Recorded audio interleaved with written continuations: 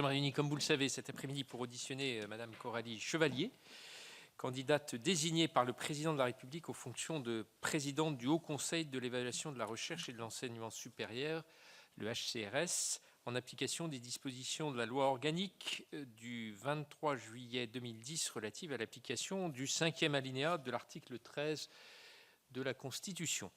Comme le prévoit cet article, les commissions compétentes de l'Assemblée nationale et du Sénat sont appelées à formuler un avis sur cette nomination au terme de l'article 19 bis du règlement du Sénat. Cet avis est précédé d'une audition publique.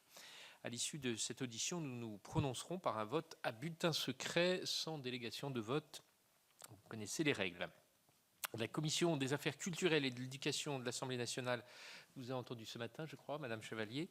Le dépouillement des deux scrutins aura lieu simultanément après notre réunion. J'ajoute que le Président de la République ne pourrait procéder à la nomination envisagée si l'addition des votes négatifs de chaque commission représentait au moins 3/5 des suffrages exprimés dans les deux commissions. Je vous rappelle que le HCRS a été créé en 2013 et c'est une autorité publique indépendante chargée d'évaluer l'ensemble des structures de l'enseignement supérieur et de la recherche, ainsi que les formations et diplômes de l'enseignement supérieur. Par ses analyses et ses évaluations, ses recommandations également, le Haut Conseil accompagne et soutient la démarche d'amélioration de la qualité de l'enseignement supérieur et de la recherche en France. La présidence du HCRS est vacante depuis fin septembre 2023, à la suite du départ de Thierry Coulon pour l'Institut Polytechnique de Paris. La procédure de nomination de son remplaçant a connu en 1 an et demi plusieurs rebondissements. Un premier appel à candidature a été publié en janvier 2024, auquel 2 personnalités ont répondu, mais la commission chargée d'examiner les candidatures n'a pas été réunie. Un nouvel appel à candidature a été publié en octobre dernier, auquel ont répondu 7 personnalités. 3 d'entre elles ont été auditionnées en novembre par la commission d'examen des candidatures. Le choix du président de la République s'est finalement porté sur vous, madame, à qui je vais demander de se présenter dans un propos préliminaire et ainsi aussi nous exposer vos projets par rapport au HCRS. Je donnerai ensuite la parole à tous ceux qui le souhaitent, et en commençant par le rapporteur que nous avons désigné la semaine dernière, Stéphane Piednoir. Madame Chevalier, je vais vous laisser la parole donc pour un propos liminaire. Merci, Monsieur le Président. Merci, Mesdames et Messieurs les sénateurs. Je vous remercie de m'accorder ce moment pour présenter mon parcours et mon projet pour le HCRS. Je suis Coralie Chevalier. Je suis directrice de recherche à l'École normale supérieure de l'Université Paris Sciences et Lettres, et je travaille sur la cognition sociale, c'est-à-dire l'ensemble des mécanismes psychologiques qui nous permettent d'interagir en société, de nous comprendre et de coopérer. Après une thèse entre Lyon et Londres et plusieurs post-doctorats à l'étranger, j'ai obtenu un poste INSERM à l'ENSPSL, où j'ai créé et dirigé une équipe de recherche.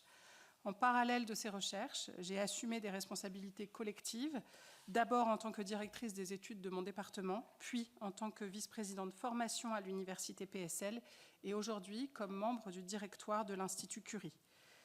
Je suis devant vous aujourd'hui parce que j'ai la conviction profonde que l'évaluation est un outil au service de l'enseignement supérieur et de la recherche et de ses communautés. Faite correctement, l'évaluation apporte un regard extérieur utile à toutes les parties prenantes, elle enrichit le débat et permet d'arrimer les décisions sur une base objective. Elle fournit des informations fiables qui permettent aux entités évaluées de répondre aux questions stratégiques qu'elles se posent, d'améliorer les conditions de formation des étudiants et le quotidien des chercheurs en repérant les dysfonctionnements organisationnels. Autrement dit, le HCRS est une institution qui a un fort potentiel d'impact positif, mais pour que ce potentiel se matérialise, je crois aussi que son fonctionnement doit être réformé. Nous nous trouvons aujourd'hui dans une situation paradoxale. Nous disposons d'une autorité administrative indépendante chargée par la loi de l'évaluation. Cette agence fournit un travail sérieux. Elle organise le déploiement chaque année de plus de 3000 experts qui œuvrent à une évaluation par les pairs, seuls véritablement légitimes en la matière. Chaque année, le HCRS évalue près de 500 laboratoires de recherche, plus de 1200 formations, une quinzaine d'universités, plus de 50 écoles et instituts, des organismes nationaux de recherche.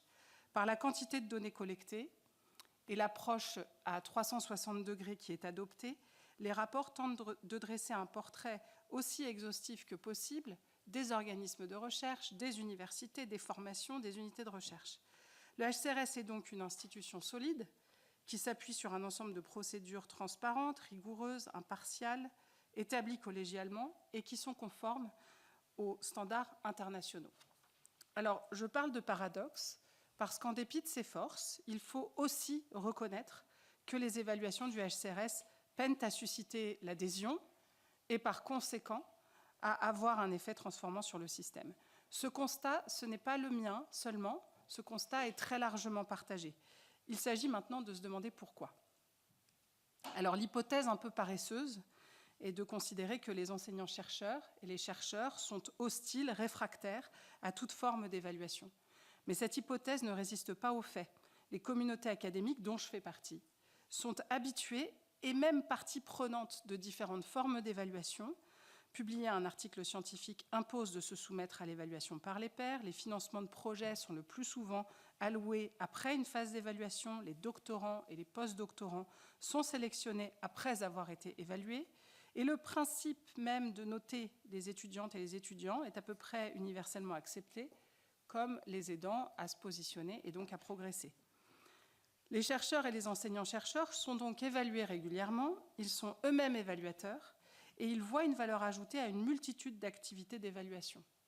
De fait, les critiques du HCRS ne portent pas sur la qualité des évaluations ou sur l'utilité de l'évaluation en général. Elles portent sur leur impact, sur leur complexité et sur leur pertinence.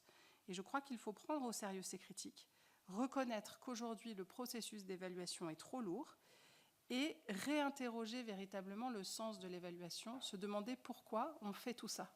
Quel sens ça a? Je souhaite pour cela développer 3 axes de travail. Le premier vise à renforcer l'impact des évaluations. Bien entendu, le HCRS n'est pas responsable de l'usage qui est fait des rapports qu'il produit. On distingue, et c'est très bien ainsi, celui qui évalue et celui qui décide. C'est un principe fondamental. Mais le HCRS dispose d'outils pour rendre ces rapports plus utiles, notamment en personnalisant les évaluations. Je pense qu'il faut faire confiance aux acteurs et donner la possibilité aux établissements de ne pas être évalués tous de façon strictement identique avec les mêmes grilles et les mêmes critères. C'est non seulement inefficace, c'est aussi contraire à l'idée même d'une plus grande autonomie stratégique des établissements. On doit beaucoup plus faire confiance a priori et cesser de considérer que l'exhaustivité est ce qui fait la qualité de l'évaluation. Augmenter l'impact demande également de porter une attention à chacune des étapes du processus et pas seulement à la production du rapport final. En amont de l'auto-évaluation, il faut systématiser les conférences de concertation pour que la saisine soit aussi pertinente que possible. Pendant l'auto-évaluation, il faut encourager la sincérité et la hauteur de vue stratégique. La phase d'évaluation, quant à elle, doit s'appuyer sur la plus grande rigueur pour aboutir à des évaluations cohérentes, précises et sincères, directement utilisables dans le cadre de la contractualisation. Cette précision et cette sincérité, on doit la percevoir dans la forme même des recommandations qui, je pense, doivent être plus actionnables qu'elles ne le sont aujourd'hui. Enfin, la phase qui suit l'évaluation doit permettre de donner de la visibilité au rapport jusqu'au grand public pour augmenter la transparence du système. Le deuxième axe de travail sera celui de la simplification. Ce travail a commencé, mais je pense qu'on peut aller beaucoup plus loin. L'enjeu est d'une part de respecter et protéger au maximum le temps des communautés scientifiques qui ont beaucoup mieux à faire pour produire de nouvelles connaissances et du bien commun, mais aussi de veiller à ce que les ressources publiques ne soient pas gaspillées dans la collecte de données dont personne ne fera jamais rien. Il faut demander les informations qui sont utiles et uniquement celles-ci, et il faut le faire de la façon la plus efficace possible. L'administration collecte énormément de données et c'est à elle d'internaliser la complexité en rendant, par exemple, les plateformes interopérables. Dans un monde idéal, les données quantitatives ne devraient plus être entrées manuellement dans des fichiers Excel par des chercheurs, des enseignants-chercheurs. Nous disposons aujourd'hui d'outils puissants qui doivent permettre un transfert automatique des données collectées par ailleurs, par exemple via Parcoursup, mon master, InserSup pour les formations, mais aussi l'ANR pour le financement de la recherche. Pardonnez-moi. Il y a là une opportunité non seulement de simplification, mais aussi de fiabilisation des données. Et donc, j'aimerais accorder beaucoup d'importance à ce vecteur de simplification. Au-delà du fameux « dites-le nous une fois », J'aimerais par ailleurs que le HCRS se dote d'une règle simple. Les données qui sont collectées doivent en retour faire l'objet d'une restitution contextualisée qui soit utile pour l'entité évaluée. Les établissements mobilisent des ressources pour produire les données, et l'idée est que le HCRS doit s'engager en retour à les restituer de façon intéressante. Il s'agit ici d'une forme de contrat qui permettra de bloquer l'inflation d'indicateurs demandés en ne faisant pas peser l'effort uniquement sur celui qui produit les données, mais aussi sur celui qui les reçoit. Enfin, et c'est un troisième axe de travail, le HCRS doit adapter son action aux enjeux stratégiques de son temps. Je pense en particulier à l'évaluation de l'enseignement privé, à la nécessité de restructurer l'offre de formation pour répondre efficacement aux besoins changeants de notre société, dont les transitions écologiques et numériques. Je pense enfin à l'intégrité scientifique et à la nécessité de soutenir la science ouverte.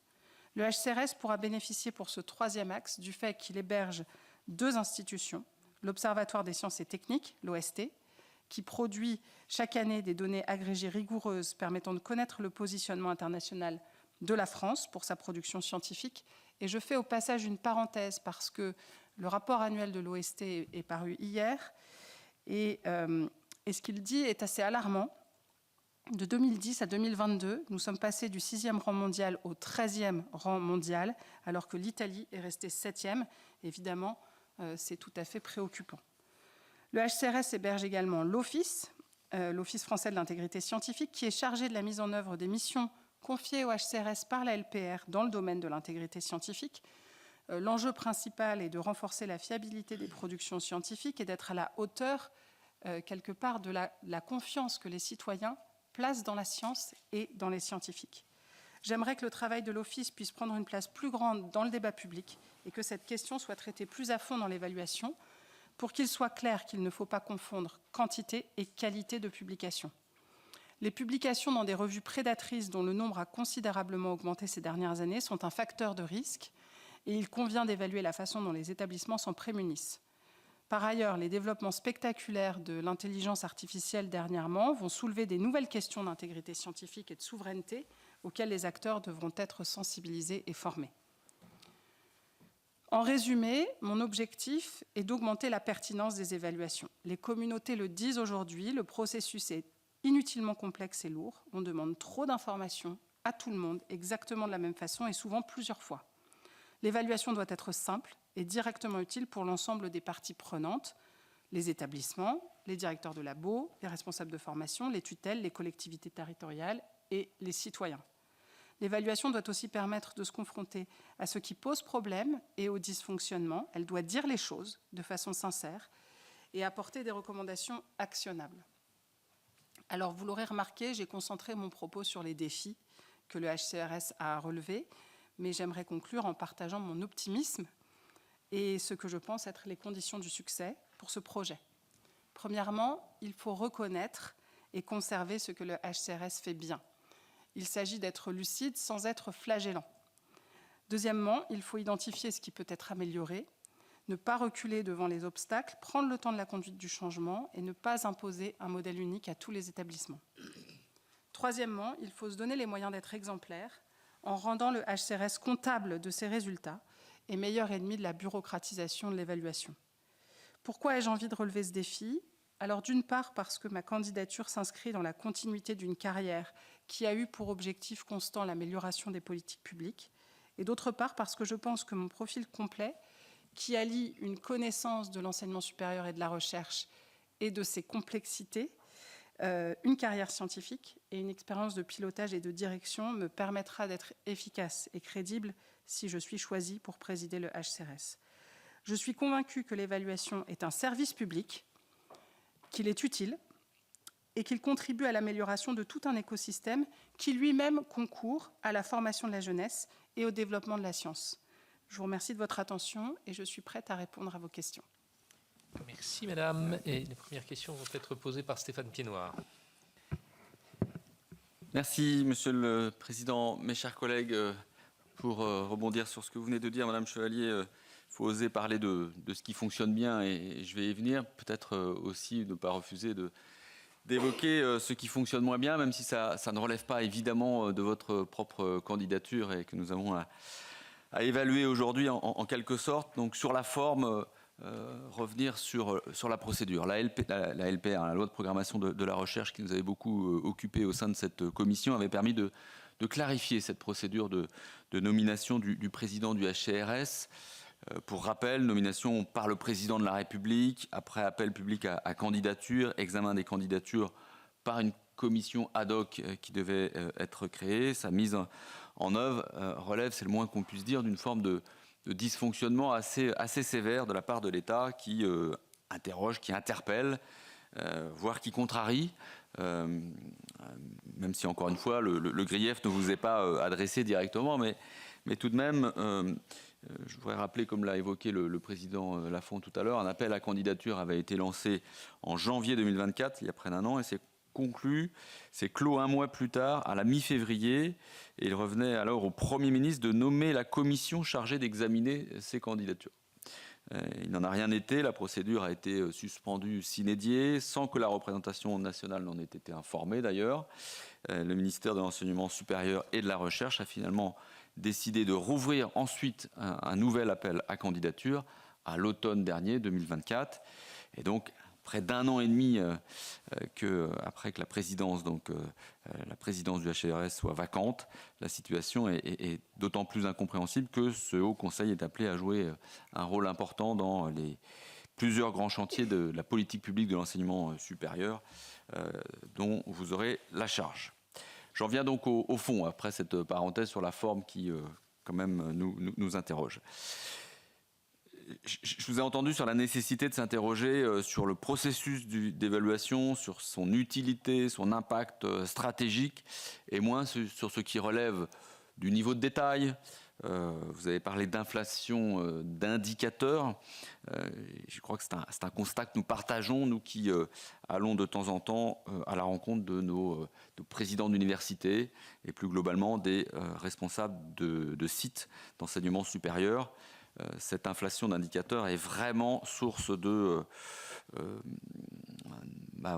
préoccupation et j'y reviendrai tout à l'heure. Alors, plusieurs sujets que je voudrais évoquer avec vous sur les perspectives de travail à la présidence du HCRS. Premier sujet, les contrats d'objectifs de moyens et de performance, les COMP, qui sont passés donc entre l'État et les établissements d'enseignement supérieur. L'évaluation en est évidemment un élément important, c'est un élément nouveau de la façon de mener la politique de sites. Comment voyez-vous l'articulation entre le suivi de ces COMP et l'évaluation quinquennale faite par le HCRS?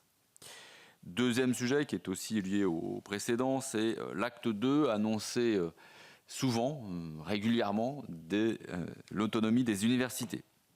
Autonomie renforcée qui appelle en corollaire des dispositifs d'évaluation plus efficaces, plus pertinents, plus fins, sans aller vers l'inflation d'indicateurs évidemment. Et quelles devraient être, selon vous, les modalités de cette évaluation renouvelée pour aller vers un acte 2 de l'autonomie des universités? Troisième sujet, peut-être dans l'angle mort parfois des questions liées à l'enseignement supérieur, la régulation des formations supérieures par les établissements privés. Comment envisagez-vous votre rôle futur dans l'évaluation de cette offre de formation de plus en plus hétéroclite avec des politiques de marketing pour le moins offensives? Quatrième sujet, vous l'avez évoqué, c'est la simplification. C'est un sujet que j'évoque souvent en commission, le chantier de la simplification de la recherche, moins de procédures administratives qui représentent parfois presque un poste à temps plein dans certaines unités de recherche. Il y a quelque chose d'ubuesque dans ce mécanisme. Plus de temps de recherche aux chercheurs, c'est aussi ce qui vaut pour l'évaluation de leurs travaux. Donc selon vous, quelles mesures structurelles le HCRS pourrait proposer pour répondre au défi de la simplification de l'évaluation et qui passe aussi par une clarification de l'organisation des tutelles sur les unités de recherche, peut-être même du nombre de tutelles pour chaque projet de recherche? Cinquième et dernier sujet, l'évolution de la gouvernance de la recherche avec la mise en place des agences de programme. Quel sera le rôle, d'après vous, du HCRS pour l'évaluation de ces nouvelles instances et sous quelle forme envisagez-vous cette évaluation? Je vous remercie. Première série de questions déjà nombreuses. Je vais vous laisser y répondre avant de donner la parole à mes autres collègues. J'ai combien de temps pour répondre? Le temps que vous voudrez. D'accord. Enfin, oui. Non, mais comme c'était minuté à l'Assemblée nationale. Non. C'est plus souple ici. Mais j'ai d'autres collègues qui veulent intervenir derrière. Donc, Très bien, je vous remercie. si vous n'avez pas le temps de tout dire dans une première série de réponses, je suis sûr que vous serez interrogé de nouveau. Donc, ne vous inquiétez pas. Très bien. Alors, dans mon propos liminaire, j'ai insisté sur la simplification, parce que je pense vraiment que c'est au cœur des réformes qui doivent être menées. Alors, très concrètement, qu'est-ce que ça signifie et comment on s'y prend? C'est très lié à la personnalisation, au deuxième axe de travail, enfin au premier, je ne sais plus dans quel ordre je les ai mis. La simplification et la personnalisation, c'est lié, parce que si on personnalise l'évaluation, ça permet de hiérarchiser les critères. Quand le HCRS a évalué le CNRS, il n'a pas soulevé toutes les pierres. Il y a eu une concertation avec l'organisme, parce qu'il ne s'agit pas d'évaluer toute la science produite par le CNRS, ce serait impossible. Donc, il y a eu un dialogue pour identifier quels étaient les éléments stratégiques qui méritaient d'être étudiés. Et je pense que cette méthodologie, elle peut être appliquée aussi aux autres établissements, enfin aux universités. Et quand on personnalise, ça signifie qu'on simplifie parce qu'on hiérarchise les critères. Donc ça, c'est d'un point de vue, je dirais, stratégique. Ensuite, d'un point de vue opérationnel, on a un vrai sujet sur les données. Je pense vraiment qu'il est anormal qu'on demande à des chercheurs de remplir des tableaux Excel. Il faut qu'on trouve d'autres solutions. Mais je voudrais faire une parenthèse pour dire que... Enfin, ce n'est pas une parenthèse, je voudrais faire une incise plutôt, pour dire que la simplification, c'est compliqué. Et que si c'était simple de simplifier, j'ai complètement confiance dans le fait que les équipes du HCRS l'auraient déjà fait. Donc, il faut aborder ce problème de la simplification avec beaucoup d'humilité et je n'aurai pas des réponses meilleures que celles des autres, simplement, j'y porterai toute mon attention. Alors, c'est compliqué pour deux raisons. D'abord, il peut y avoir des problèmes d'infrastructure. Ce n'est pas si simple de rendre des plateformes interopérables. Mais il peut aussi y avoir des problèmes d'acceptabilité. Quand on simplifie, qu'est-ce que ça signifie? Ça veut dire qu'on enlève des critères d'évaluation. Et on se dit, ça, c'est pas grave, on va arrêter de regarder ça parce qu'on ne peut pas tout regarder. Et quand on enlève des critères d'évaluation, il y a forcément des personnes qui vont estimer que c'est un problème d'avoir enlevé ce critère et que pour vraiment évaluer les choses de façon holistique et efficace et précise, il faudrait regarder tous les critères. Et tout le monde n'est pas d'accord sur ce qui est important. Donc c'est pour ça que je pense qu'il faut coupler personnalisation et simplification. On peut s'en sortir et enlever des critères seulement s'il y a eu un dialogue stratégique avec l'entité évaluée, avec qui on se met d'accord sur ce qui mérite d'être regardé et pas regardé. Donc les référentiels ne peuvent pas être les mêmes pour tous. Et quand on personnalise, on simplifie, mais on le fait de façon intelligente. Donc ça, c'est sur la simplification. Sur la régulation du privé, je suis parfaitement d'accord qu'il y a un sujet et qu'il faut absolument que le HCERS s'en saisisse. Là, on parle quand même d'une offre de formation de l'enseignement supérieur qui concerne un quart des étudiants. C'est en hausse forte. La part des étudiants qui rejoignent l'enseignement supérieur privé augmente plus rapidement que la part des étudiants qui rejoignent l'enseignement supérieur public. Donc il y a un vrai enjeu. Et le HCRS est très bien positionné pour se saisir de cette question puisqu'il évalue déjà les ESPIG. Et donc la question, c'est maintenant comment on étend cette évaluation à un secteur qui est en pleine croissance. Je pense que ça peut aussi être lié à quelque chose que vous n'avez pas évoqué, et moi non plus dans mon propos liminaire, donc c'est l'occasion de le faire, qui est la question du modèle économique de cette agence. Donc il me semble que dans l'évaluation du privé à but lucratif, la question de la facturation des évaluations du HCRS se posera. Et c'est aussi, je pense, une façon pour le HCRS d'augmenter ses ressources propres et donc de fluidifier les procédures pour tout le monde. Sur la question des comptes, je partage le constat que l'évaluation et les comptes doivent être mieux intégrés. Je vais préfacer ça d'un principe qui est très important, qui est que l'évaluation doit être parfaitement distinguée de la décision. Chacun dans son rôle. Le rôle du HCRS est de produire des évaluations qui donnent une photographie aussi exacte et précise que possible de la situation. Le décideur décide. Quand on dit ça, on n'est pas en train de dire que la décision ne doit pas s'appuyer sur l'évaluation. Évidemment, quand je parle d'utilité de l'évaluation et d'impact de l'évaluation, c'est bien parce que je crois que la décision gagne à s'arrimer sur des évaluations qui soient aussi rigoureuses que possible. Donc, le HCRS n'est pas responsable de l'utilisation qui est faite de ces évaluations, mais je pense qu'en coordination avec le décideur, on doit trouver des façons de faire en sorte que l'évaluation arrive à un moment qui soit utile pour la décision. Et ça pose une question fondamentale qui est celle des calendriers. Pour des raisons qui sont en partie pratiques et logistiques, parce qu'il faut avoir à l'esprit ce que ça signifie de déployer 3000 experts chaque année et d'évaluer 1500 formations, enfin tous les chiffres que je vous ai donnés. Le HCRS fonctionne par des évaluations qui se déroulent sous forme de vagues. Et donc, l'université de Picardie, elle est évaluée quand c'est son tour, et l'université Paris-Saclay quand c'est son tour, etc.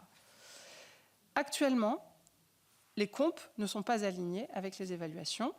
Les élections des présidents ne sont pas alignées avec les évaluations. Et donc, on est dans une situation un peu problématique où on évalue le bilan de présidents qui potentiellement sont partis, peut-être qu'ils sont encore là s'ils sont représentés, mais qui souvent sont partis.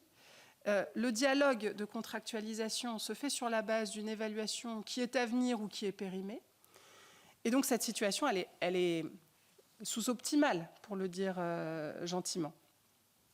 Alors, mais là aussi, je dois faire preuve d'humilité et dire que la façon dont les choses sont organisées aujourd'hui, elle est là pour des raisons, pour des bonnes raisons. Les raisons logistiques et l'intendance, on ne peut pas les ignorer. Donc je pense qu'il faut vraiment qu'on remette ces procédures à plat et qu'on se demande comment on peut essayer de travailler sur les calendriers de façon à rendre l'évaluation plus utile pour la décision sans désorganiser la machine. Et je serais très arrogante si je vous disais que la réponse est facile. Je pense qu'elle n'est pas facile. Mais il faut au moins poser la question et il faut le faire de façon concertée. Sur l'inflation des indicateurs, je pense que c'est très lié à la simplification et j'ai donné une petite heuristique qui permet, je pense, de discipliner tout le monde dans mon propos liminaire, qui est de dire que produire une donnée, ça demande beaucoup d'efforts. Et il y a un conflit d'intérêts parce que la recevoir, ça ne demande pas d'efforts. C'est toujours plus intéressant d'avoir plus de données. On se dit, pour évaluer, demandons plus d'informations. Donc il y a un conflit d'intérêts. Et je pense que cette heuristique que j'ai proposée, qui est de dire que demander une donnée, ça devrait impliquer un effort de la part de la personne qui le reçoit, enfin de l'institution qui la reçoit, c'est une façon de limiter l'inflation des données. Voilà pourquoi j'ai insisté sur cette heuristique. Donc quand je parle de restituer les données de façon contextualisée, qu'est-ce que ça signifie ? Les établissements, ça peut les intéresser, par exemple, d'avoir des informations non pas seulement sur leur production scientifique, mais comment c'est positionné par rapport à la production scientifique du pays, comment ils sont positionnés en physique et en sciences de la vie et en sociologie. Donc ça, c'est une façon de donner du sens à des indices qui, autrement, sont juste des chiffres. Voilà. Et ce travail-là, le HCRS peut le faire, notamment parce qu'il abrite l'OST. Sur la gouvernance de la recherche et les agences de programme, il y a un vrai défi et je pense qu'il faudra y répondre de la manière la plus intelligente possible. Et là encore en personnalisant l'évaluation. Pourquoi ? Parce qu'en fait, on parle des agences de programme comme si c'était un objet unique et une catégorie bien définie. Or, il y a autant d'agences de programme, enfin, il y a autant de situations que d'agences de programme. Dans le cas de la santé, c'est très aligné avec l'INSERM. Du côté du, donc, c'est-à-dire que le champ de recherche des chercheurs INSERM est très aligné avec l'agence de programme. Mais Pour le CNRS, ça n'est absolument pas le cas. Le CNRS abrite l'agence de programme sur la durabilité, j'ai oublié son nom, pardonnez-moi. Mais bien entendu, la recherche qui est produite au CNRS va bien au-delà de la durabilité et de la transformation écologique. Et par ailleurs, l'agence de programme portée par le CNRS est la seule qui se fait en coordination avec un autre organisme national qui est l'IRD. Donc vous voyez que là encore, il va falloir être intelligent et subtil parce que chaque agence de programme présente des défis particuliers. Donc quel est le rôle de l'évaluation ? Le rôle de l'évaluation, c'est d'essayer de comprendre si, étant donné cette complexité, les organismes réagissent d'une manière adéquate pour déployer leur agence de programme. Mais là encore, on ne pourra pas avoir un référentiel unique. Merci. Alors, on va prendre maintenant l'ensemble des questions que je vous invite bien sûr à noter. Oui, allez-y. J'ai oublié de répondre au premier point. Sur l'autonomie. Ah oui, j'ai aussi oublié. Vous voyez, je n'ai pas mis le numéro, alors je n'ai pas répondu. Donc, je vais répondre aussi sur l'autonomie. Tout à fait. Donc, sur l'autonomie, l'autonomie croissante des universités, ça nous conduit à renforcer le triptyque autonomie, évaluation, contrôle. Quelles sont les modalités d'une meilleure évaluation des universités de plus en plus autonomes? C'est la personnalisation. Donc, j'en rajoute pas parce que j'ai déjà expliqué en détail. Je voulais simplement évoquer la question de la procédure. Alors, je ne peux pas, comment dirais-je, défendre cette procédure. J'ai été candidate. Et donc, ce que je peux simplement faire, peut-être, je ne sais pas si ça éclairera les choses, c'est vous expliquer, moi, en tant que candidate, la façon dont les choses se sont déroulées. Donc, la procédure a été rouverte, et c'est à cette occasion que j'ai candidaté. Et ensuite, donc, nous étions 7. Les 2 candidats qui s'étaient présentés lors du premier appel n'ont pas recandidaté. Et ensuite, la commission a choisi d'auditionner 3 d'entre nous. Ce que j'ai fait, donc je me suis présentée à cette audition. Et ensuite, j'ai été informée du fait que j'avais été retenue pour venir vous présenter mon projet. Voilà, donc ça répond pas aux questions, mais parce que je pense que sur le formalisme, je ne suis pas la mieux placée pour répondre. C'était une remarque, je pense. Sur le... Bien, on va prendre l'ensemble de vos questions en commençant par celle de David Ross. Merci. C'est coupé. Merci, Monsieur le Président. Et puis, merci, Coralie Chevalier, pour à la fois vos propos liminaires et puis pour les réponses aux nombreuses questions que notre collègue Stéphane Pinoir a posées avec toutes les titres de chapitres en bon mathématicien qu'il est. Et donc moi, en modeste physicien, j'aurais des questions un petit peu plus pratiques. D'abord, pour vous féliciter pour votre candidature, parce que certains pourraient considérer qu'il faut du courage. Alors, je ne sais pas si c'est le fruit d'une évaluation personnelle que vous avez eue à un moment qui a créé un traumatisme ou une envie de changer les choses, vous nous direz peut-être. Mais comme vous l'avez dit, ça fait partie de la culture du métier d'être évalué. Et les chercheurs et les anciens chercheurs ne fuient pas du tout ça. Ils fuient effectivement la répétition, la lourdeur, telle que vous l'avez évoqué. J'ai une anecdote, comme c'est filmé, je ne donnerai pas le nom, mais d'un collègue qui, pour une promotion de professeur hors classe, avait un temps limité pour rendre son dossier de 60 pages pour justifier pourquoi il postulait à cette fonction-là, et qu'il s'est pointé 5 minutes avant l'heure de clôture dans le bureau où il fallait déposer les dossiers, et qu'il avait déposé le bouquin qu'il avait réalisé sur la physique des plasmas comme étant pour lui suffisamment significatif pour bénéficier de cette promotion. Il n'a pas eu l'année où il a déposé le livre, mais qu'il a eu l'année suivante. Voilà, tout ça pour vous dire, effectivement, c'est ce que vous évoquez sur la personnalisation aussi des évaluations et le contexte dans lequel on le fait. Alors, pour prendre un terme qui est cher à mon collègue de droite, les intégrales, se pose la question, finalement, non pas de l'évaluation, mais du cycle de l'évaluation, puisque, comme vous l'avez dit, vous évaluez, mais vous ne décidez pas. Or, comme vous évaluez dans le cycle suivant, on peut se poser la question, pourquoi ne pas intégrer finalement la décision qui a été prise au regard de votre évaluation? Est-ce que l'évaluation a été comprise et est-ce que les décisions prises pour l'évaluation suivante ont une incidence ou pas? Et ça, c'est un travail, à mon avis, en amont à faire et qui n'est pas demandé à faire aux chercheurs ou aux anciens chercheurs. Alors, c'est pas facile. J'ai conscience qu'en vous demandant de simplifier, on vous demande de complexifier dans une étape intermédiaire. C'est souvent ça, les régimes transitoires. Mais c'est un vrai sujet parce que ça pose aussi la question finalement de qui sont les évaluateurs. Il ne s'agit pas d'évaluer les évaluateurs, mais quelle est la qualité des évaluateurs et comment cette évaluation est prise en compte dans la chaîne, dans le processus, y compris de partenariat avec tous les autres acteurs concernés dans les différentes phases d'évaluation. Et donc une dernière question qui pourrait être donc une question là aussi de physicien, c'est finalement, si vous étiez élu, quelles seraient les décisions dans vos 100 premiers jours en tant que président de l'HRS? On reste chez les scientifiques avec Sonia de la Provoté. Oui, moi je suis modestement médecin, je suis désolée. Vous m'impressionnez beaucoup avec vos sciences dures. Donc merci beaucoup. Alors oui, il y a eu beaucoup de questions extrêmement précises posées par Stéphane Pinoir. Donc moi je vais insister sur 3 points. Le premier qui est vraiment celui de la lourdeur des processus, de la complexité, et puis finalement d'un impact complètement amoindri sur l'évolution positive des structures et des laboratoires, des sites qui ont été évalués. Et donc le souci de simplification se fait jour de façon particulièrement cruelle dans le cadre des évaluations du HCRS et des process en interne pour essayer d'avoir des critères qui aboutissent à des conclusions à peu près lisibles. C'est-à-dire que tout ça, c'est vraiment une espèce de machine tellement énorme, hyper critérialisée, des tableaux Excel à n'en plus finir, qui font qu'on ne peut pas traduire ça en mots et en efficacité.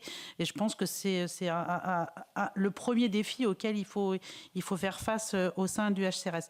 Le deuxième, c'est la question de la personnalisation. C'est-à-dire qui dit personnalisation dit de plus grandes difficultés à avoir un systématisme. C'est-à-dire c'est le revers de tout ça, c'est qu'il y a moins de normes et les règles sont assouplies. Et en même temps, c'est ce qu'on reproche.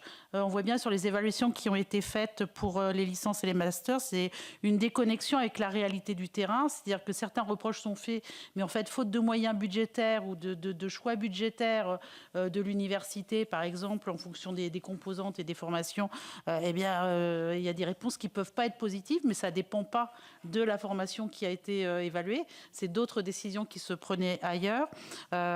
Et c'est vrai que la notion du contexte territorial, quand on parle de l'insertion professionnelle, par exemple, elle est quand même essentielle parce que ça fait partie des sujets qui échappent complètement à la sagacité ou à la compétence des professionnels qui sont évalués dans ce cadre-là. Et donc, la personnalisation devrait prendre en compte une part assez importante du contexte dans la façon dont les conclusions sont traduites.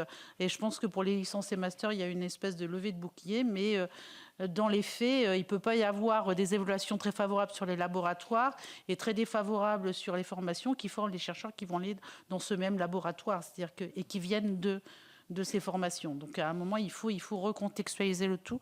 Et mon troisième sujet porte sur la hiérarchisation et les calendriers. Et en réalité, vous l'avez déjà largement évoqué. Alors ça, pour le coup, c'est titanesque, hein, je pense, à mettre en œuvre. Mais il faut mettre de la cohérence. Et pourquoi il faut mettre de la cohérence entre les évaluations, entre les organismes, les sites, les équipes, enfin, les laboratoires et les structures, les formations, parce que tout ça s'articule avec une stratégie nationale de recherche et d'innovation. Et que pour le coup, les évaluations du HCRS ont du mal à s'intégrer dans ces stratégies nationales de recherche et d'innovation et de formation en matière d'enseignement supérieur.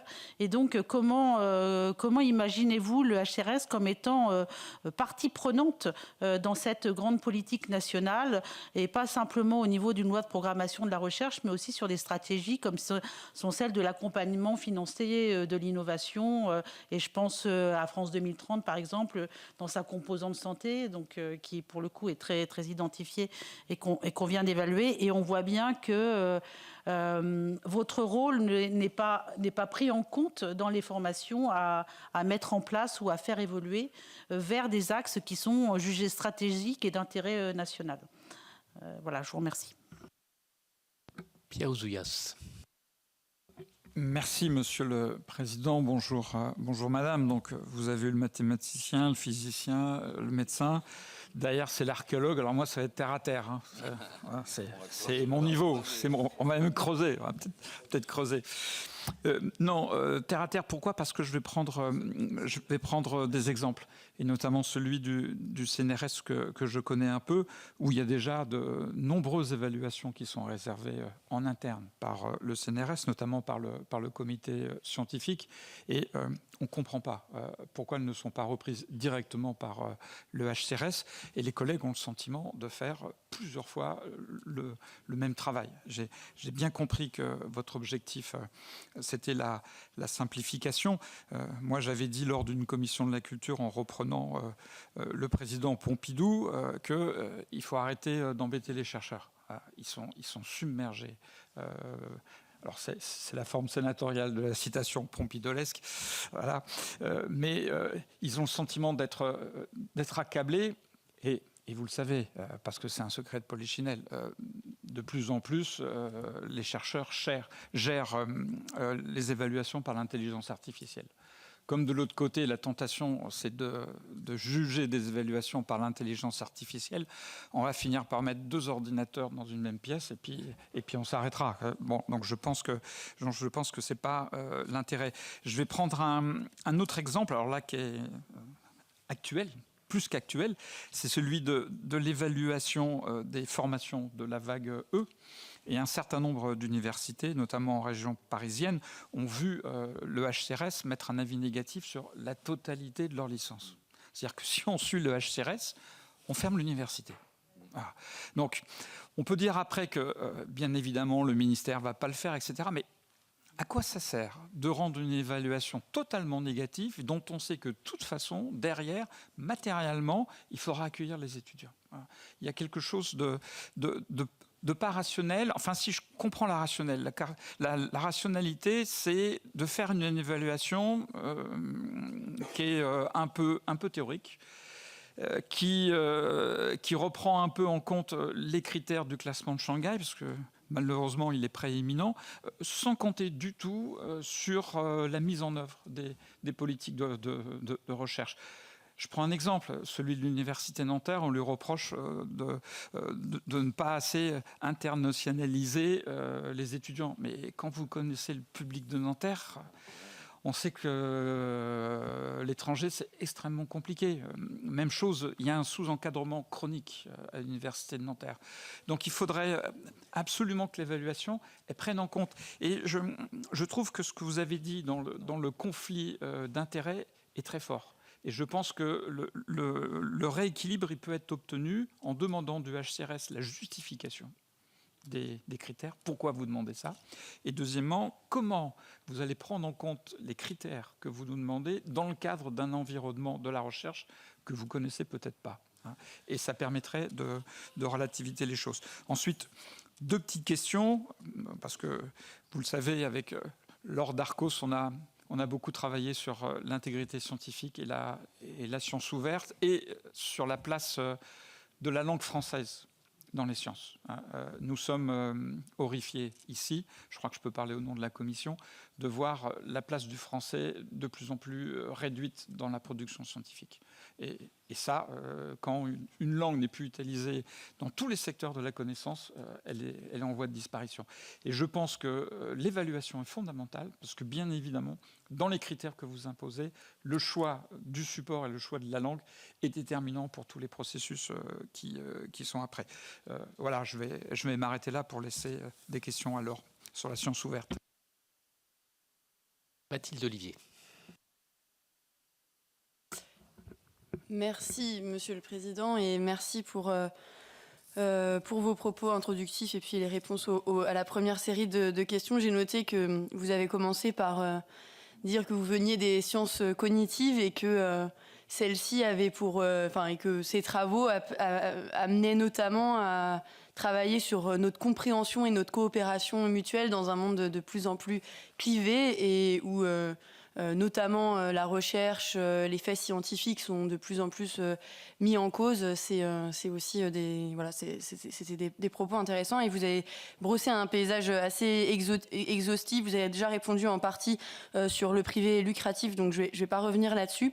Je voulais poser 2 questions. Une première sur le changement climatique et l'évaluation de la recherche en la matière, à la fois sur le rôle que l'HCERS peut jouer dans l'impact, dans l'évaluation de l'impact de la recherche, à la fois pour lutter sur les causes et sur les conséquences du changement climatique, dans un contexte en plus actuel d'attaques très fortes, à la fois de la science dans sa globalité et de la science climatique en particulier. Et je pense bien sûr à l'exemple américain qui est quand même source de très fortes inquiétudes aujourd'hui et ces dernières semaines.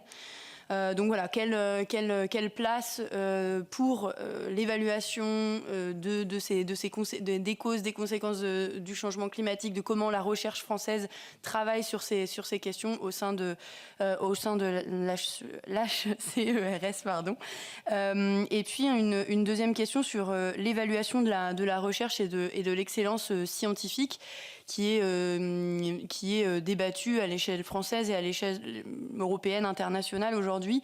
Comment aujourd'hui évaluons-nous l'excellence des chercheurs et par extension des universités par la publication dans des journaux à impact plus ou moins important, ou comment les autres critères liés à cette évaluation des chercheurs sur l'enseignement, sur la transmission de la science à la société, la lutte contre justement le développement de ces faits alternatifs et de la défiance face à la science dans la société, les impacts socio-économiques, écologiques de la recherche peuvent-ils être aujourd'hui mieux pris en compte dans l'évaluation des chercheurs et de la recherche dans sa globalité. Merci.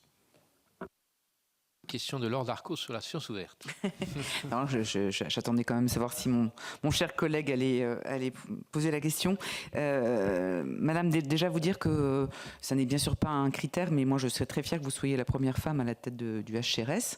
Donc mine de rien, voilà, ça compte aussi. Et je sais que vous êtes très attendue et que votre parcours atypique peut nous faire entrevoir peut-être en effet un changement de paradigme au sein de cette instance qui nous a toujours paru quand même une lourdeur bureaucratique assez intense. Donc du coup, voilà, on compte aussi sur vous.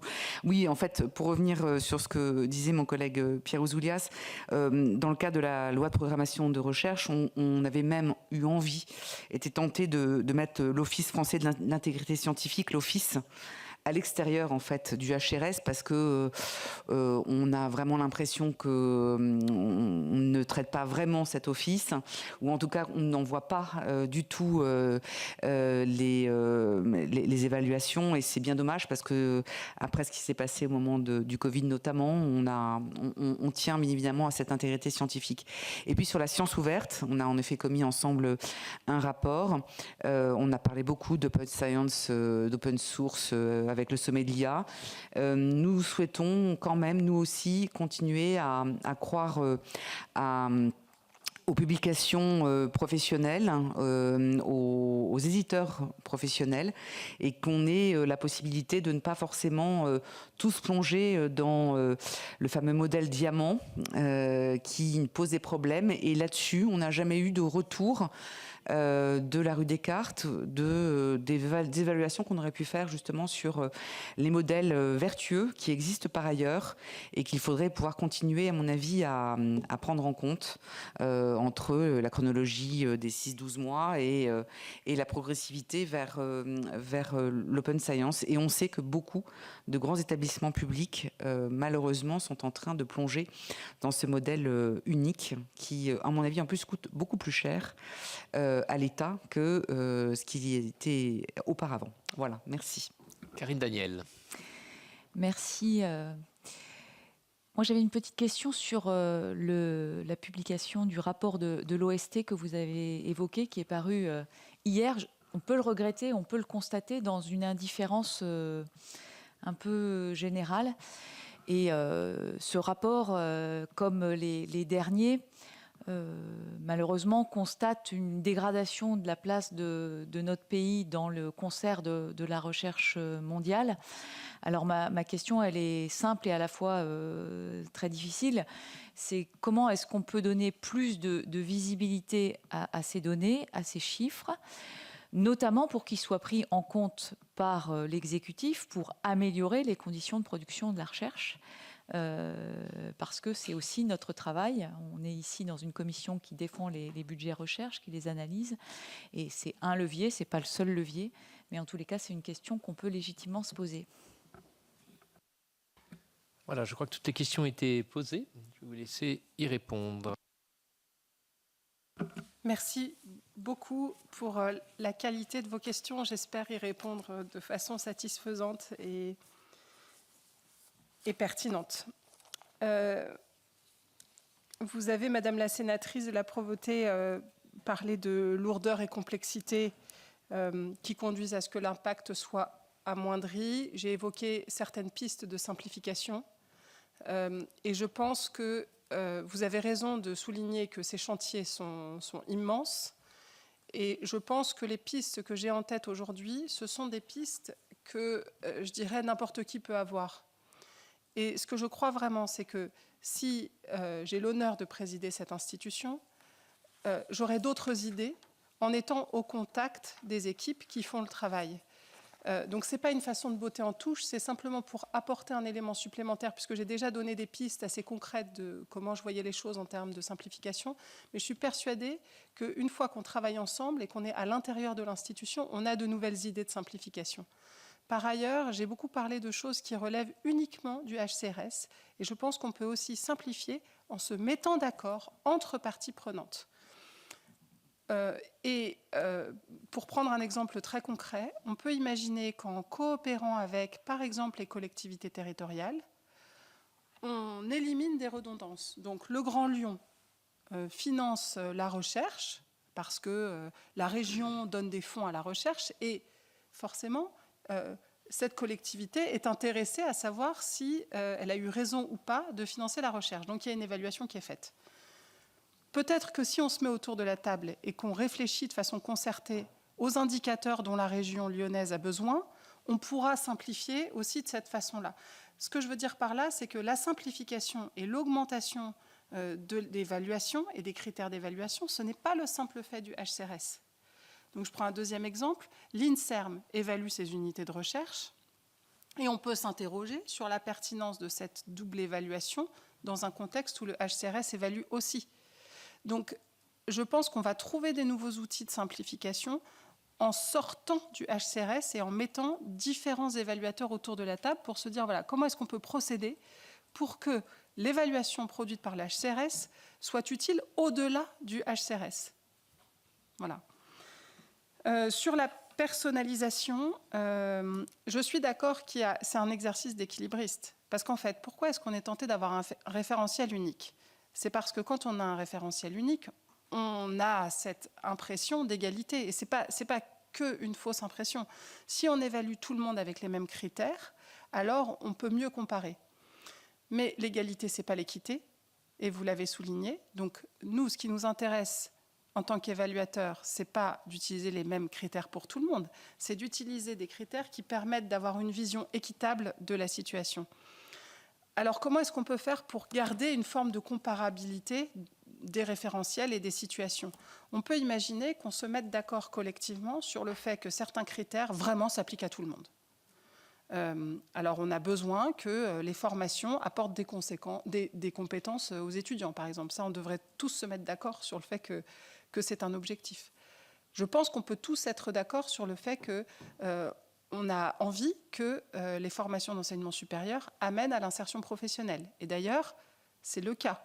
90% des étudiants qui sont passés par l'enseignement supérieur sont en emploi 30 mois après la fin de leur éducation. Donc, on peut se mettre d'accord sur un certain nombre de critères qui doivent être tous les mêmes, quel que soit l'établissement. Et puis ensuite, on peut s'interroger sur ce qui doit varier. Dans certaines universités, l'internationalisation, c'est fondamental. moi, j'étais vice-présidente formation de l'université PSL. Pour nous, c'est fondamental. Mais je partage votre constat, monsieur le sénateur Ouzoulias, qui est que ça n'est pas nécessairement pertinent pour toutes les universités. Donc voilà, on peut imaginer avoir des référentiels où une partie des critères sont des critères communs et une autre partie sont des critères qui ont été établis en lien avec l'université, évalués en fonction de ses problématiques propres. Et ce que je dis des universités vaut aussi pour les organismes de recherche. C'est vrai aussi pour le budget. Donc le HCRS n'est pas responsable de la situation budgétaire dans laquelle se trouvent les universités. Ce dont il est responsable, c'est de le prendre en compte ou pas dans ses évaluations. Et ce que je pense, c'est que là encore, on doit parler de personnalisation. Une université qui est confrontée à une situation budgétaire, il y a des coupes budgétaires, et donc le budget est diminué. Par conséquent, il faut que sa stratégie soit modifiée, et on ne peut pas exiger d'une université qui voit son budget amputé la même chose que d'une université qui a son budget maintenu constant, par exemple parce qu'elle a développé une forte capacité à aller chercher des ressources propres. Donc, la situation budgétaire, ça n'est pas causé par le HCERS. En revanche, dans l'évaluation, la responsabilité du HCERS, c'est de tenir compte de la situation budgétaire. Sur votre troisième point qui était la situation des calendriers, je n'en dis pas plus, c'est un énorme chantier et ça me permet de rebondir sur votre interrogation, monsieur le sénateur Ross, qui est que faire les 100 premiers jours. Je pense que ça fait partie des chantiers. Les 100 premiers jours, il faut avoir lancé un groupe de travail sur la question des calendriers. Donc, lancer un groupe de travail, ça ne veut pas dire qu'on trouve une solution, mais ça fait toujours progresser. Et ce groupe de travail, il doit être constitué de différentes parties prenantes, parce que la question des calendriers, ça ne concerne pas exclusivement le HCERS. Ça doit l'inclure, parce qu'il y a à nouveau des questions d'intendance et on ne peut pas mettre ça de côté, mais c'est aussi le ministère et c'est aussi les universités. Alors, quoi d'autre les 100 premiers jours ? Je pense qu'on a besoin de mettre à plat les référentiels et de vraiment se dire, pour chaque item et chaque critère, est-ce qu'on considère que c'est absolument indispensable et est-ce qu'on considère que ça doit être demandé à tout le monde ? C'est une façon de vous répondre aussi, madame. La troisième chose, c'est confronter le projet aux sachants du HCERS. Donc moi, je suis à nouveau dans une posture d'humilité. J'ai lu énormément de rapports établissements pour préparer cette candidature. J'ai ma propre expérience de vice-président de formation, ma propre expérience d'évaluer en tant que chercheuse. J'ai aussi consulté toute la documentation qui est publique à propos du HCERS, y compris les procès-verbaux du collège, etc. Donc, bien sûr, je me suis documentée. Mais j'aimerais confronter le projet aux sachants, parce qu'il y a une différence entre un avis si informé qu'il soit qu'on construit de l'extérieur et celui qu'on peut construire en étant au contact des équipes qui travaillent dans l'institution. Et la quatrième chose, c'est que je pense qu'on doit lancer une sorte de mission flash pour détecter les redondances. Quelles sont les redondances et qui est responsable des redondances ? Et ensuite, comment est-ce qu'on les supprime une par une ? Et alors, ça va prendre du temps. Et peut-être qu'il y a des redondances qu'on ne peut pas supprimer. J'insiste aussi sur un point qui est que le HCERS n'évalue pas le chercheur individuel et les enseignants-chercheurs individuels. Donc, il y a aussi une partie de la redondance qui est causée par le fait qu'il n'a pas vocation à le faire. Il ne faut pas que ce soit le HCERS, surtout pas, qui évalue les chercheurs individuels. Mais donc, ce qui se passe, c'est que le chercheur individuel, il est évalué par son organisme de recherche, son université, le CNU, etc., à une certaine fréquence. Ensuite, quand son unité de recherche est évaluée, il y a de la redondance parce qu'il est obligé de redire combien d'articles il a publiés, combien de financements il a obtenu, etc. etc. Donc, c'est pour ça, je pense qu'il faut vraiment instruire le sujet et détecter les redondances et en faire une typologie en quelque sorte. Et dire celles-ci, on peut facilement les supprimer. Celles-ci, il va falloir qu'on discute avec le ministère ou avec le CNRS ou avec l'INSERM, etc. Et puis, ces redondances-là, vraiment, alors là, on ne voit pas du tout comment faire pour les supprimer. Vous avez également évoqué la qualité des évaluateurs. Donc, je pense que c'est un vrai enjeu et qu'il faut qu'on soit très clair sur l'exigence qu'on porte à la qualité des évaluateurs, parce qu'il en va de l'acceptabilité du dispositif. Ça me permet de rebondir sur une chose importante qui est la place des SAB, les Scientific Advisory Boards, que certains laboratoires ont. Donc tous les laboratoires ne disposent pas d'un SAB, mais certains oui. Les laboratoires qui se dotent d'un SAB démontrent leur désir d'être évalués par un regard extérieur et ont par ailleurs le souhait que cette évaluation, qui est souvent de très grande qualité par des experts extrêmement reconnus à l'international, soit mieux intégrée dans le processus d'évaluation que fait le HCERS. Et je suis totalement favorable à cette idée. Ensuite, le diable est dans les détails et il faut voir comment on articule les deux. Mais je pense qu'aujourd'hui, c'est trop dissocié et c'est dommage parce que le HCERS se prive dans une certaine mesure de s'appuyer sur cette expertise internationale. Et le SAB, au contraire, souvent ce sont des comités internationaux et c'est difficile d'avoir conscience du contexte local dans lequel on fait les recommandations. Donc je pense qu'il pourrait y avoir un bénéfice mutuel à articuler les SAB et les évaluations du HCERS. Monsieur le sénateur Ouzoulias, vous avez évoqué la vague E et les avis négatifs qui ont été produits au cours de cette vague. Alors naturellement, je ne suis pas là pour défendre un bilan, mais je peux vous donner quelques informations sur ce qui s'est produit pendant cette vague et insister sur un point important qui ne semble pas avoir été compris, et c'est là où le HCERS devra travailler, c'est que ces avis sont des avis provisoires. Et ce qui est intéressant, c'est que la façon dont cette vague a été évaluée est consécutive à un désir de simplification. Et c'est pour ça que je disais tout à l'heure que la simplification, c'est complexe. Voilà un exemple très concret. Auparavant, et c'est ce qui s'est passé par exemple dans mon université en vague D, le processus était le suivant. Il y avait une évaluation du bilan des formations, puis un rapport fourni par le HCERS qui évidemment est provisoire puisque c'est le bilan. Ensuite, la formation crée son projet de formation pour le prochain quinquennal et suite à ça, le HCERS formule un avis définitif qui est un avis favorable pour l'accréditation qui est décidée par le ministère, dans une logique de simplification. Le HCERS, en accord avec les universités, a décidé que pour toutes les formations qui présentaient un bilan favorable, où il n'y avait pas de questions, pas de point d'alerte, on pouvait se passer de la phase projet. Et moi, je soutiens cette mesure de simplification parce que c'est une mesure qui vise à faire plus confiance a priori. On évalue le bilan et si ça se passe bien, on fait confiance pour l'avenir. Mais les avis provisoires, bien sûr, qui sont des avis défavorables, c'est des avis qui sont défavorables sur le bilan, mais pas sur le projet.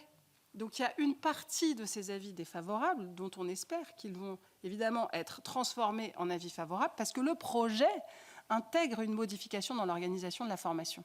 Voilà. Bon.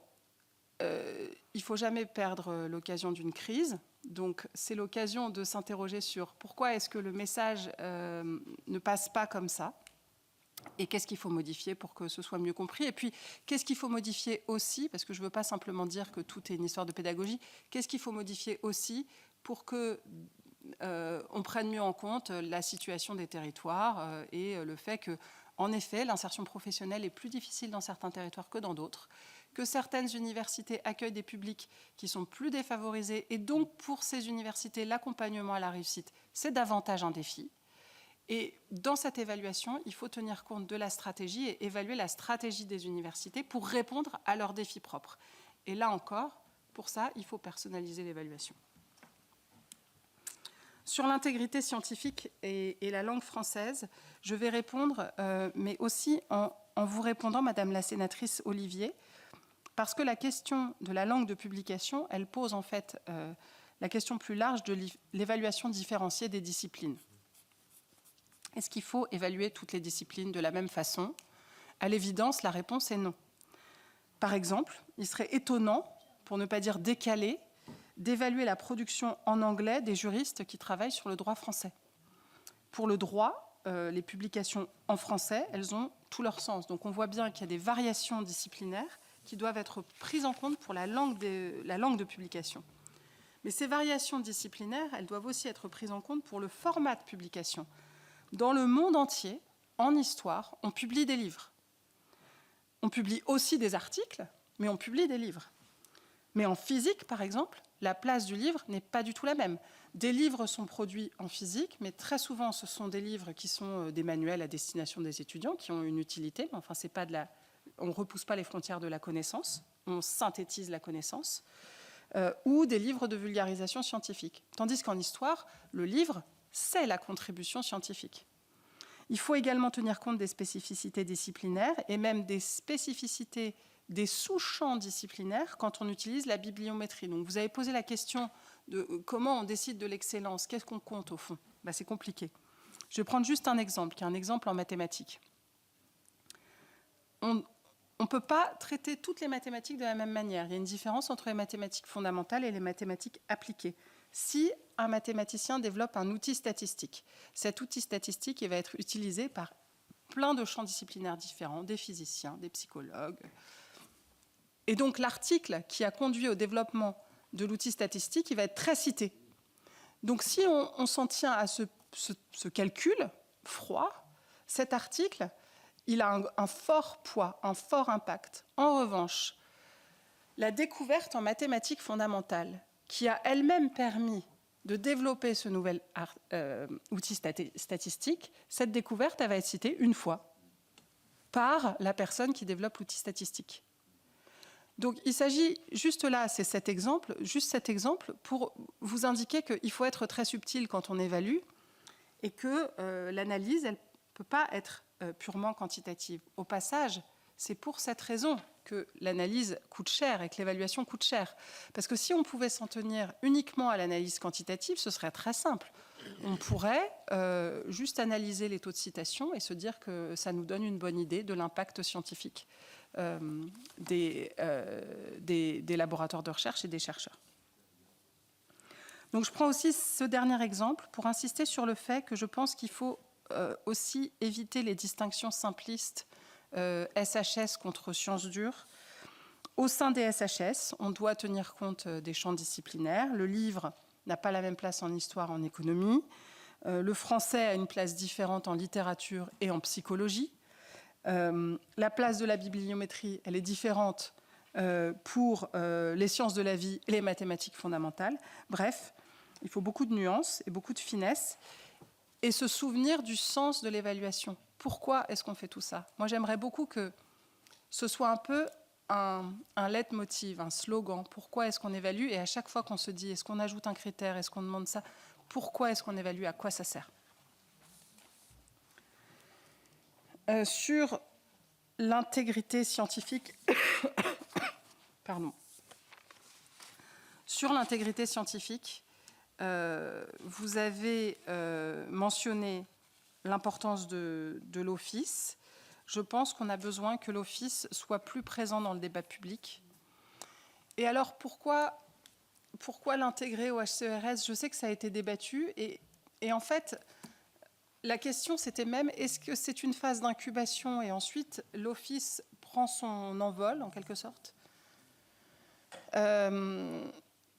Pourquoi pas? Moi, je pense qu'il y a un bénéfice à ce que l'office reste abrité par le HCERES parce que je pense que ce qu'a fait l'office, là, pour le moment, c'est vraiment se structurer. Et le travail qui a été accompli par Stéphanie Ruffy est extraordinaire. Donc, voilà, j'ai que des compliments à faire. Mais je pense que le lien avec l'évaluation et comment on se saisit de ce qu'a produit l'office pour mieux informer l'évaluation, ça, on a encore du progrès à faire. Donc, je pense qu'il y a un bénéfice à ce que l'office reste hébergé par le HCERES, mais il faut garantir son indépendance. Alors, pour le moment, c'est le cas dans les faits. c'est le cas, j'en ai parlé avec la directrice de l'Office qui m'a dit que c'était le cas. Mais ce que j'aimerais faire, c'est un travail pour garantir que ça reste le cas. C'est-à-dire que là, c'est le cas parce que tout s'est très bien passé. Mais je pense qu'on doit étudier des pistes pour que cette indépendance soit garantie dans le futur. Par exemple, en renforçant le lien avec l'Académie des sciences. Enfin, voilà. Il y a des pistes à explorer.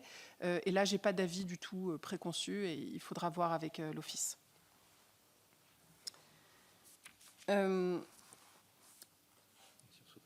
La science ouverte.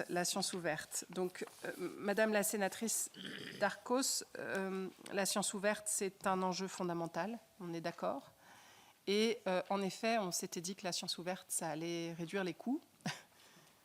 Et ce n'est pas du tout clair, notamment en raison du modèle Pay to Publish que vous avez évoqué avec les revues Diamant. Et parfois, ça a l'effet inverse, ça augmente les coûts. Donc, si on prend un peu de recul, le mouvement de la science ouverte, il est positif. Et je pense qu'on a complètement raison de l'accompagner. Le HCERES ne peut pas tout à lui seul. Donc, qu'est-ce qui est sous le contrôle du HCERES? C'est de vérifier que la science ouverte est bien intégrée dans le fonctionnement des unités de recherche. Et je pense que le travail qui a été fait par le département recherche du HCERES va complètement dans ce sens, puisque dans une logique de simplification couplée avec un objectif affirmé de soutien à la science ouverte, ce département a rendu automatique la collecte des publications qui sont produites par les laboratoires lorsque ces publications sont sur HAL. Donc voilà un exemple d'initiative vertueuse qui couple simplification avec soutien à la science ouverte. Donc je pense que cette convergence sur un même outil, ça va faire que renforcer la science ouverte. Sur le reste, je pense qu'il faut qu'on continue à réfléchir à des méthodes qui aillent au-delà, en effet, du pay to publish. Madame la sénatrice Daniel et Madame la sénatrice Olivier, vous posez, je crois, toutes deux la question de la place de la science dans la société. Et je suis moi aussi un peu heurtée de l'indifférence avec laquelle on accueille la chute spectaculaire de la France dans la part des productions scientifiques mondiales. C'est vraiment un signe d'alerte et je ne crois pas être biaisée, étant moi-même productrice de science, parce que je pense que c'est véritablement un bien commun et qu'on ne peut pas avoir un pays fort économiquement et souverain avec une science faible. Ça ne peut pas marcher comme ça. Donc, on a intérêt dans nos sociétés à investir dans la science et le fait qu'on ne le fasse pas plus est un signe d'alerte. Donc, je voudrais citer le président de Curie, avec qui j'ai eu le bonheur de travailler pendant toute une année, qui dit souvent qu'il faut remettre la science en culture. Il faut vraiment qu'on se dise tous collectivement que la science, c'est un bien commun. Ce n'est pas juste des chercheurs qui travaillent dans un laboratoire et c'est ça leur métier. Leur métier, c'est de produire des biens communs qui ensuite irriguent toute la société et bénéficient à tous. Donc comment on peut faire et qu'est-ce qui est à la main du HCERES? Je pense que ce qui est à la main du HCERES, c'est de valoriser dans ses évaluations le contact des scientifiques avec la société. Ça fait déjà partie du référentiel. Maintenant, il faut aussi qu'on soit honnête sur le fait qu'on ne peut pas demander toujours plus de choses aux scientifiques et que si on pense collectivement en tant que société que la science est importante et que toute la société doit le mesurer, alors le travail des scientifiques eux-mêmes pour rendre leur travail plus vulgarisé, pour être plus au contact du grand public, pour répondre aux sollicitations non académiques, alors tout ça, il faut qu'on se mette d'accord pour le valoriser. Donc le HCERES fait sa part en l'intégrant dans les référentiels. Et je conclurai sur le changement climatique parce qu'en fait, c'est très lié.